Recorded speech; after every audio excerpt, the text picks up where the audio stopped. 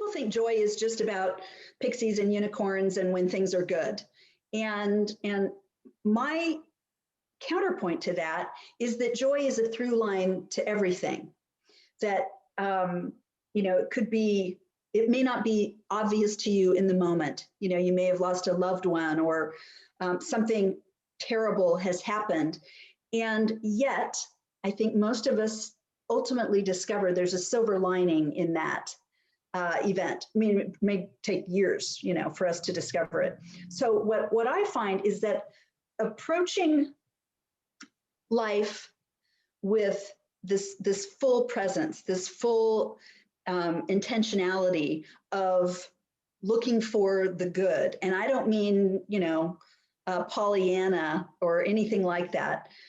I just mean the exercise of imagining where the gift is in this for you.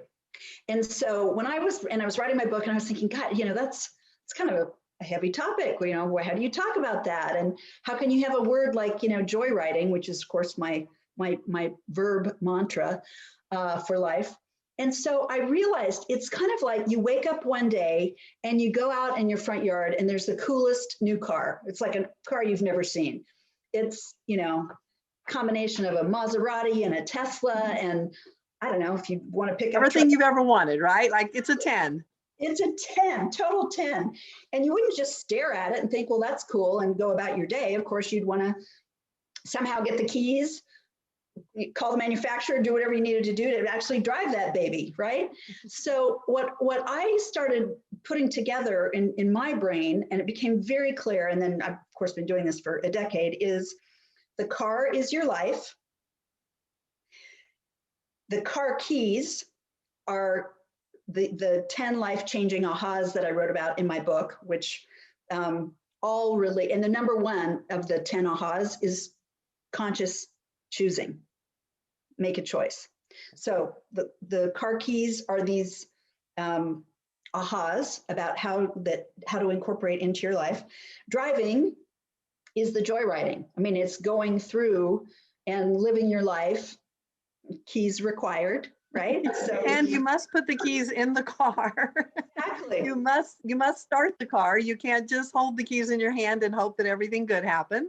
That's exactly right. And then you actually have to put your rear end in the seat or whatever it is, if it's a tricked out new thing, and actually become the active participant in your life, right? So this whole joyriding, a lot of people when I was first speaking about the book and talking about it, they said, well, what do you do with the terrible things? What do you do with that? And I want to give credit to Shirzad Chamine, who wrote Positive Intelligence, because he gives a great example that I use often, about the terrible things. If you put your hand on a hot stove, which is the metaphor for you're thinking about something, really painful that happened, you don't leave it on the stove, right? You pull it away from the stove. So his whole point is you feel the sadness, the pain, the loss, the grieving, and you process through that in a very thorough way, which I don't have time to explain today, but it's a part of what the joyriding process is. And you pull your hand off the stove. So it is a technique to fully feel what's bad, terrible, awful, and move through it by processing through it and going through levels of acceptance and forgiveness and all kinds of things. So for me, joyriding has nothing to do with like pretending or faking it or putting on a happy face, although that has its place. It's very much about living your life, fully driving that car, and having the coping skills and the very specific techniques to do that in a very conscious way, in a healthy way that prepares you for the next challenge and lets you celebrate all the good stuff along with some of the difficult things. So that's my definition of joyriding, and happy if anybody wants any more information, I'm happy to provide that to you, Carlette, to share with people.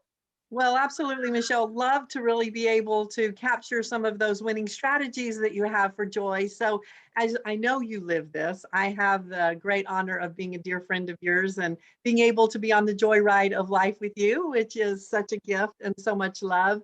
Tell us some joy moments that have really been transformational for you, where you've actually been living your book. I know you're a live it to give it model, just like we are. And so, people hear the word joy and they want joy, you have it. You actually go through every day finding the joy. What would you say are some words of wisdom or winning strategies for our team? Um, oh my gosh. So I'll say three things to start. The first is I'm a little bit of a kook. I rate all my days on a scale of 1 to 10. So, and if I'm getting in down anything, and bad things happen, it's not like my life is perfect. So if I allow myself to have whatever the number be. If I'm a 3, I'm a 3. If I'm a 10, I'm a 10. And I don't subscribe to the school of people who say I never give a 10 to anything, right? Wrong answer. I don't either. No way. So, I rate my days, and then I notice how I feel based on rating that day and what's going on with that. So that's the first thing. Is I create I create an awareness around what I'm experiencing. The second thing is I am a big gratitude journal writer.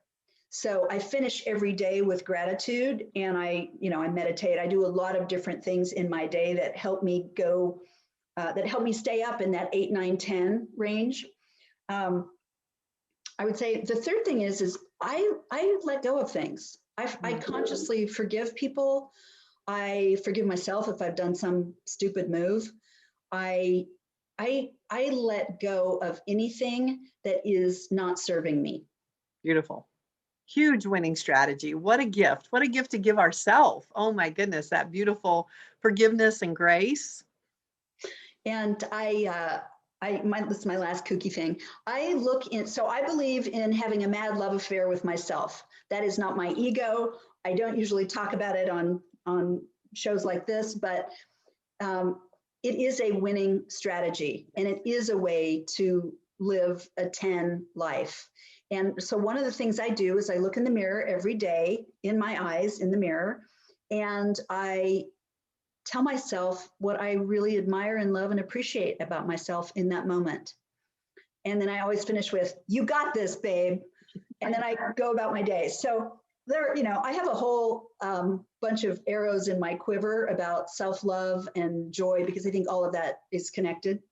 And I'm grateful that you asked me. Thank you. Oh, Michelle, thank you for sharing that. And team, I just want you to hear that joy has so many components to it. Michelle just expressed self-love, love, joy, understanding grief, really going through things, letting go, just the power of being intentional about living and anchoring in joy. So as you go out into your day and go for that 10-day, really go for what matters to you, this is an opportunity for you to remember from anxiety to action. Remember the back in terms of how to make sure that you breathe, acknowledge, choose, and kick into gear. Go team. Huge winning strategy. Did I get that right, Michelle? You sure did. You nailed it.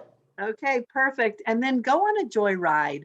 Really invest in getting up in the morning, setting your intention, rating it on a scale of 1 to 10, statting it up, what's going on from a 1 to 10 perspective, and then gratitude, letting go of what didn't serve you well, looking yourself in the eye, really being for you in such an authentic way, and then telling yourself, "You got this, go be that champion that you want to be."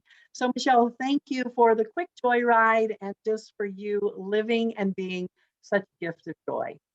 Thank you so much. Here's to joyriding all around the world. Cheers, team. Here you go.